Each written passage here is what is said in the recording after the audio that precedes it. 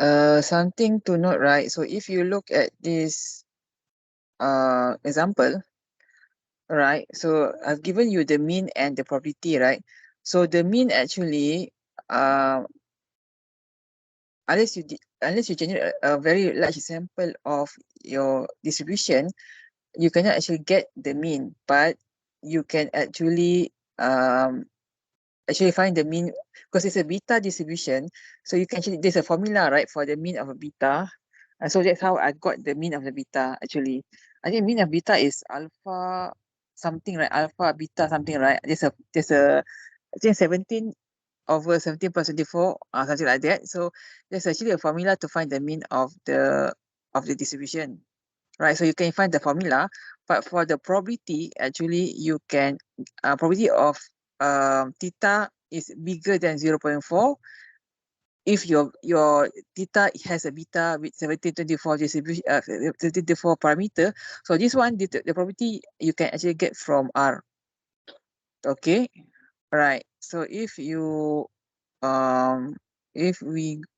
go to R, right, so you can just remember just now the probability is actually 0.57, right? Okay, so here I can see, right? You can see over here, I use the 1 minus P beta because just now the answer is actually the probability of theta bigger than 0.4. So probability of theta bigger than 0.4 is the probability of 1 minus probability of theta less than 0.4. Okay, so that is your P beta. That's why you got our P beta. And then we have 0.4, right? And then you have our parameter 17 and 24. That's why we got 0.56. Okay.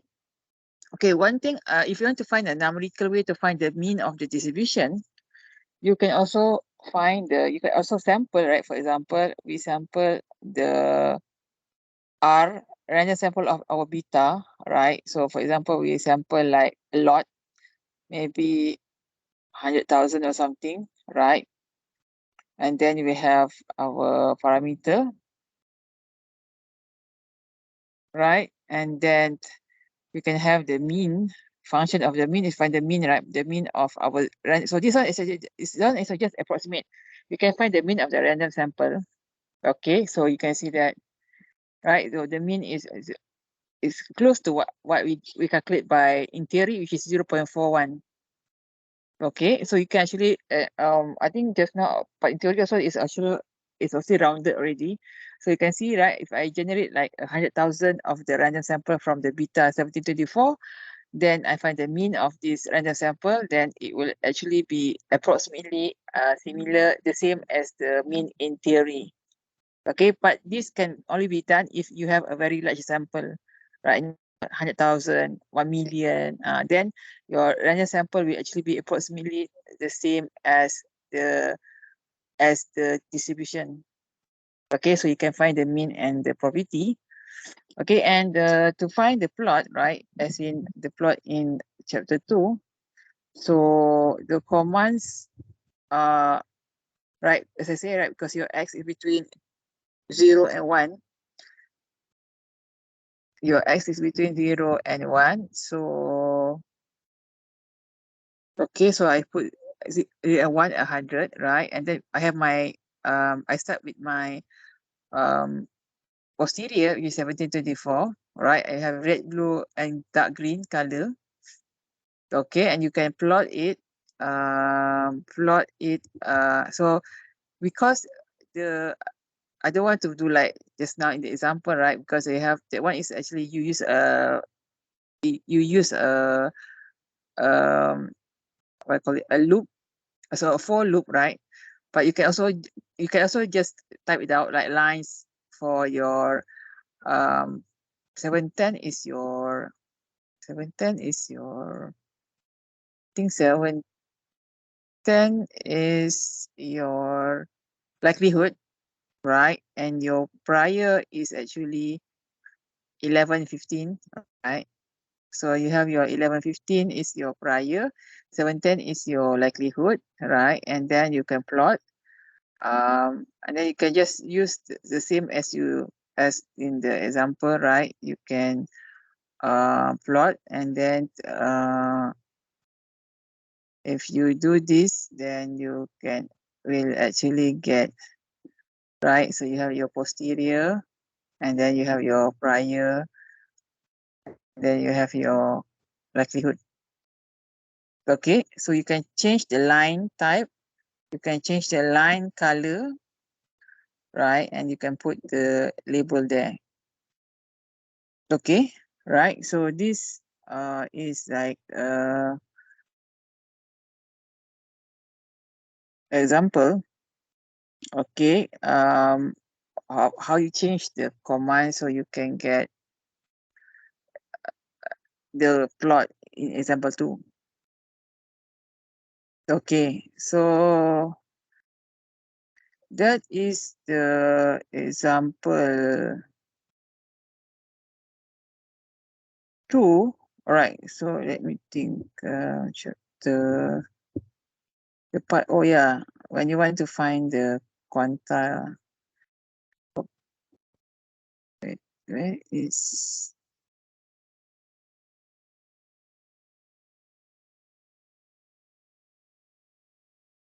Sorry, I need to open it first.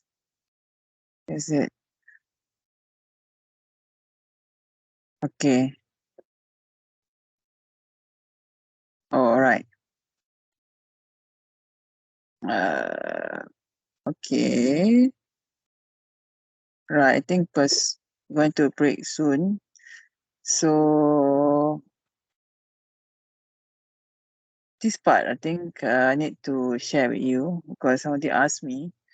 Okay, so this one, right? Okay, the plotting is one thing, right? That one you can try on your own, but this is the actual, how to find the credible interval, right? And the HDR, this one is actually by try and error. But for the credible interval, right, you actually use the 5th percentile and the 95 percentile to get the 90% credible interval. Okay, and this is based on our fact that we have alpha over 2 and alpha over 2. So our alpha is 10%. So we have 5% on the right and 5% on the left. Okay, so the person who asking me, I don't know whether he didn't join the class, because I actually told you all how to find this, right? So anyway, so if we were to just to find this percentile, right? I think right. So I think that is the more important part rather than plotting. Well, the plotting is an extra, I guess, but the percentile is the part where you have to find. Let me delete this. Find the probability. Okay. Okay, so if you're using Q, so the quantile, right? So to get that answer, actually, it's just we have to use the Q function, right? So you have the Q function. So if it's 0.05, right? Then if it's 2 and 2, you have your gamma distribution with parameter 2 and 3, and then you have a quantile at 0.05. Then you will have 0.12 or 0.118, right? 0.12 is after we rounded up, but actually the value is 0.118, right? And then we have, if it's 95%, then Q gamma 0.95, and then we have 1.58. Okay, so this is where you get your credible interval, like your lower limit and your upper limit using R. Okay, so you can't really get, as I said, you can't really use a table or use a or use a formula for it, right? Because the density for gamma is hard. I don't think there is a table for that, maybe. Okay, but it's actually easier to find using R. Okay, and so this is how you get, right? And if you're looking at the height, right? Okay, wait. Oh yeah, I keep have to change. Right. Right, and if you're looking at the height, as I said before, right, the height is actually the density. Okay, so right, if you're looking at here, right, for example, right, if you're looking at so the density is the height, right? As I say, if you have a HDR, it must be a highest density region, right? So you are looking at the height of the graph. Okay, so the height of the graph is the density, right? For example, we want to find the height at theta 1.5 and the height at theta 0.1, right? So you can see over here, the height here is lower. The height at 1.5 is actually lower than the height at 0.1. Okay, and to find the height, actually you have to use again, as I said before, is the density is the height of the graph. So you can use the D function, right? You have to, well, you can, or it's not you can, you have to use the D function. That's the only way you can find the value, right? So just now, right, we want to find the height at 1.5. Then we use the D gamma 1.5 with parameter 2 and 3. You can see it's 0.15 approximately, right? And then you have at 0.1. Let me see. 0.1, yes. At 0.1, then we change 0.1, then it's actually 0.66. Sorry, is it? Oh, well, 0.66 is 0.7. Yeah, again, approximately because we rounded up. Okay, so you can see, right? So this is how you find the D function. This is how you find the height or the density at 1.5 and 0.1. Okay, and when we want to have a highest density region, then that means that we need to find the value where the height is actually the same, right? And the value, the area inside the interval is your 1 minus alpha %. Okay, right? And so in this case, right, if you were to want to draw that, so again, you need to move around. I mean, move around as in you have to change the limit and upper limit and things like that, right? Okay, so but for right, one thing, right, because yeah, because this is a gamma distribution. Okay, so before we start to do the height thing, you have to adjust, right? So this is actually by try and error, because gamma actually can change a lot if you change the parameter. Okay, so if you have a gamma, right, the D gamma, okay, so because we have a gamma 2,3, right, so you can see here that, right, so the plot here, if gamma 2,3, then you can see the x is between, so gamma is always positive, so the lower limit will also be 0. Okay, but the upper limit can be different, because I mean, actually it's not different. It's like, because in theory, again, all in theory, right? In theory, your x will go to infinity. So your x is actually from 0 to infinity in theory for the gamma. Okay, but for gamma 2,3, actually, by x equals to 2, you can see that they're already going down very fast.